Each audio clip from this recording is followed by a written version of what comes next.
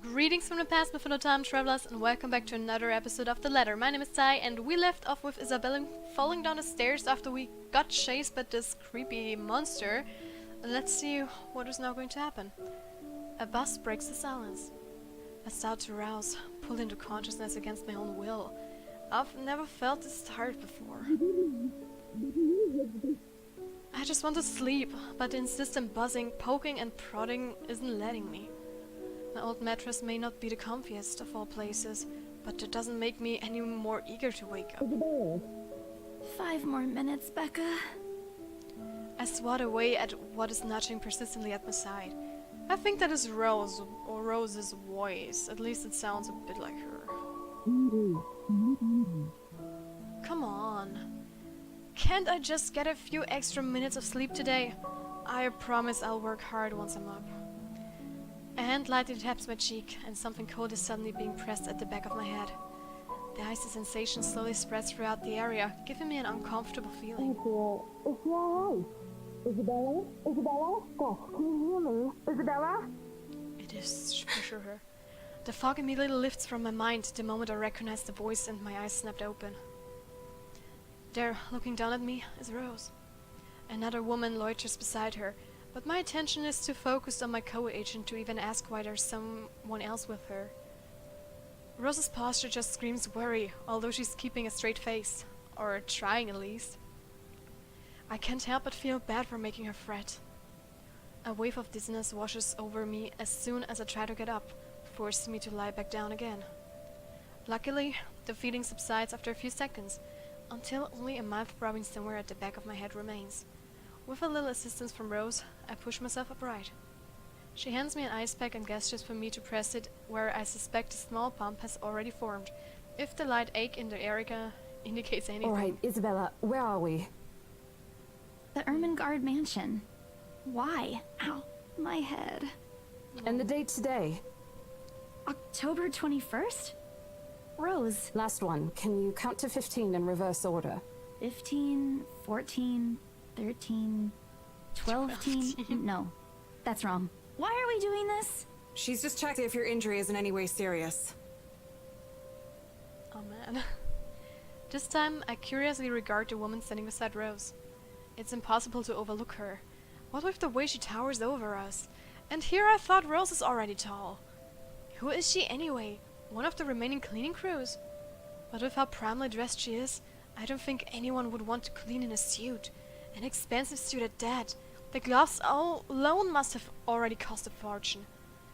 She's a customer, isn't she? Her eyes slowly shift between me and Rose, considering us with an almost unreadable expression, before finally fixing a sharp gaze on me. I can't help but fold my arms protectively over myself as she does. She may be far from a cleaning crew, but she certainly looks like our supervisor during evaluation. Just do it, please. I eye them both wearily, but recite everything as she has asked. Rose releases a breath of relief once I'm done. You scared me for a moment there. I was about to call for an ambulance. Are you alright? Exasperation soon replaces the dull ache. The memory is a little fuzzy, but the attic and There was someone, Rose. In the attic. Someone? You mean a client? Oh, that's unlikely. It's probably just one of the cleaning crews. The boss sent a few of them back this morning for some last minute... No, not any of those. I'm not actually sure.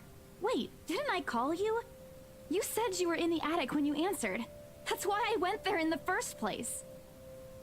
both Rose and the lady looked at me like I've just grown another head. Did I say something weird? Rose quickly casts an apologetic smile at the woman before the awkward silence stretches on further.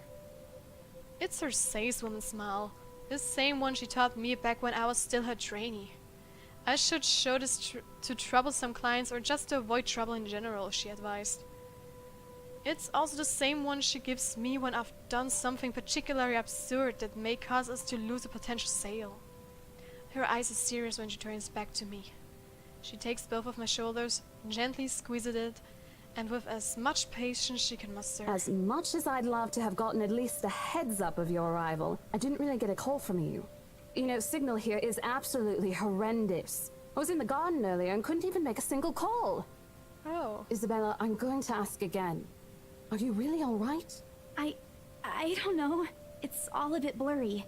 I remember I was looking for you, but you weren't in the attic. And there's whoever it is. Then I must have tripped on a rug or something on the way down. Oh no. Do you think someone came in while you were out? You left the main door open. We are so going to get into big trouble if something gets stolen, Rose. Perhaps it is a concussion. Are you sure you feel fine? We could still call for an ambulance. I could cover for you. No, I'm fine. I'm okay, Rose. I can work. Wait. Hold your horses, Rose. I can't just miss an important sale because of a minor bump in the head. An extremely minor bump. I've had worse when I was a kid. This is nothing. Besides, if I leave, you'll have to shoulder everything in the open house. Alone. And in a mansion this big? Well, there's also the part where I may lose that bonus BRC promise, but that's completely besides the point. Rose gives me a skeptical look when I return the cold compress to her and push myself off the floor. I have to use the staircase's railing to steady myself, but otherwise I feel fine. See? I'm A-okay.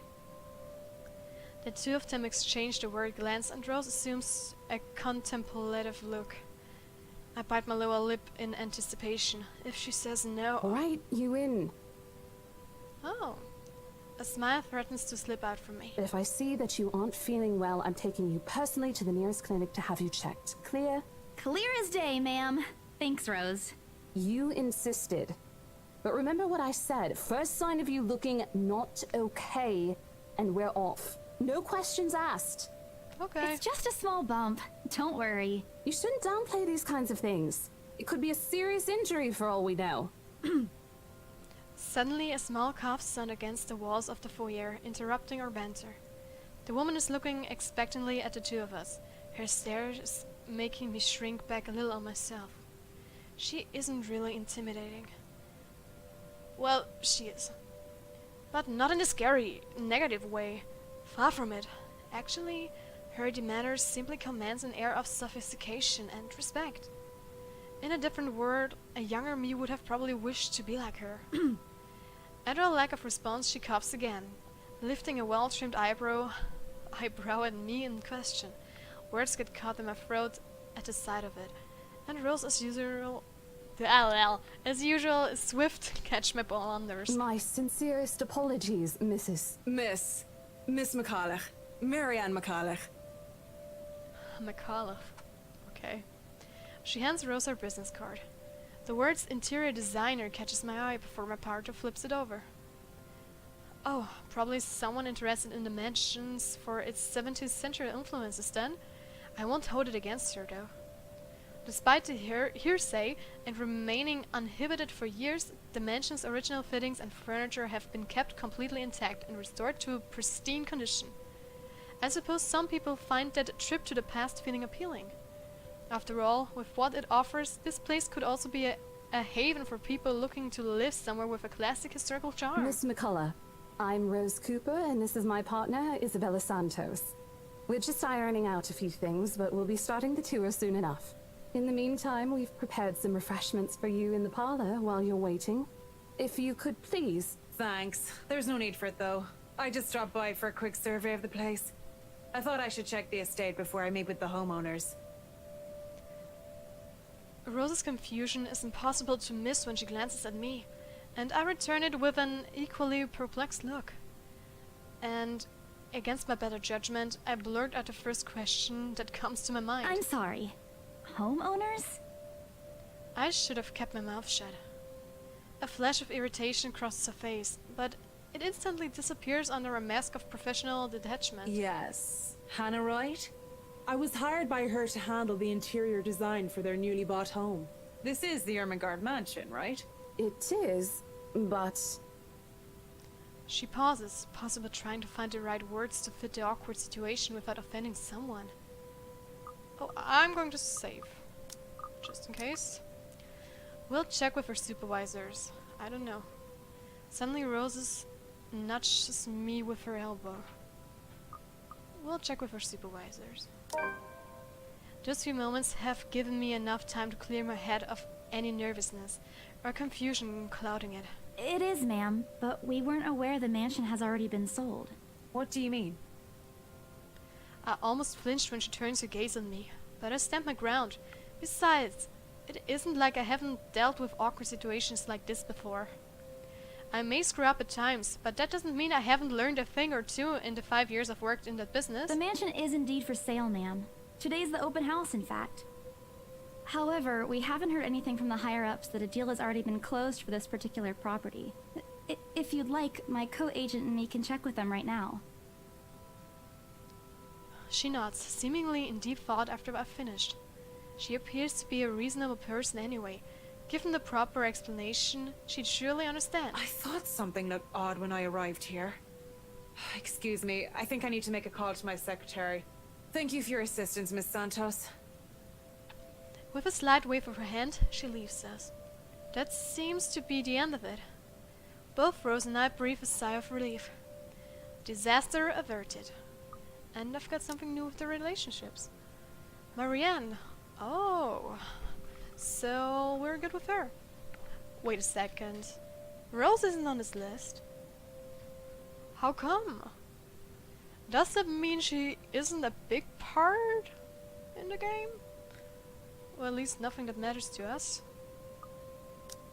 That is strange. But okay. I also don't miss the thumbs up she gives me for doing a good job, and I can't help but swell with pride. Still, I've already prepared myself to dial the number to our Locksburn office and check, even if she didn't ask for it. I will be very frustrated if for some reason someone has already been decided without my or Rose's knowledge. That's a whole new level of unfair. We've been working hard on this. Moments later, Miss McCullough returns, looking a little frustrated, but with an apology clear in her face. Oh, she's blushing. I feel a little sorry for her having to go through all this trouble. There seems to have been a little misunderstanding with my client. If you'll allow it, I'd like to stay and wait for them here. I was informed they'll be dropping by for the open house today. I figured it'd be a waste to just leave after that long drive. I might as well meet him here. Certainly. You could stay at the parlor in the meantime, ma'am. I'm sure it won't be long before our guests arrive. And, Isabella? I left a few documents in my car. You know where I keep those. Can you please get it for me? Rose takes a glance at her wristwatch before tossing me a set of keys. And hurry!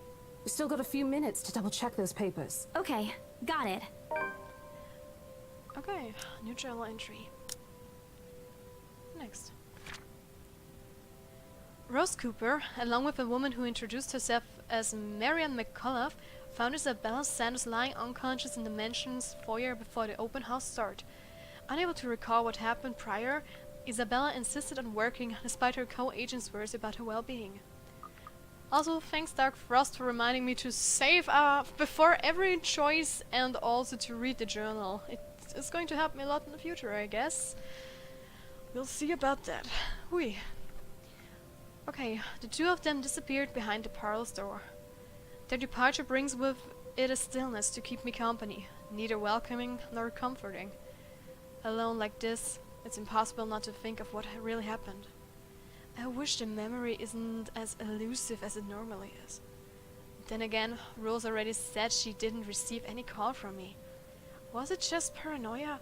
A temporary lapse after having heard all those tales about this place? Probably. I want to think of it as such. Better to think of it as such, so I can work in peace. Except a small part of my mind begs to differ, and if I'm going to be completely honest with myself, I want nothing more than to leave this place as soon as possible. I don't know what's in this house, and I don't want to know. The keys Rose have just handed me dig into my palm. Its jagged edges creating shallow ridges on my skin from how hard I'm clutching it. It's a reminder of what I still need to do, and why I've taken this job in the first place.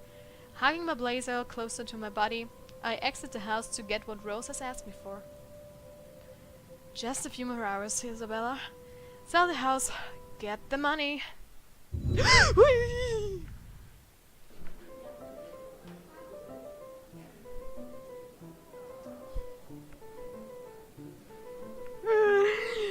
Why? Why? I know Kung Fu. Don't. I was just about to end the episode. Why do you do? Okay. Guys, that's it for today's episode. Thank you so much for watching. Leave a like, subscribe to my channel. If you're already subscribed, click on the notification bell down below so you get notified when I upload my videos. Share us on Twitter and on Facebook. And guys, I will see you in the future or back in the Ermengarde Mansion. High five!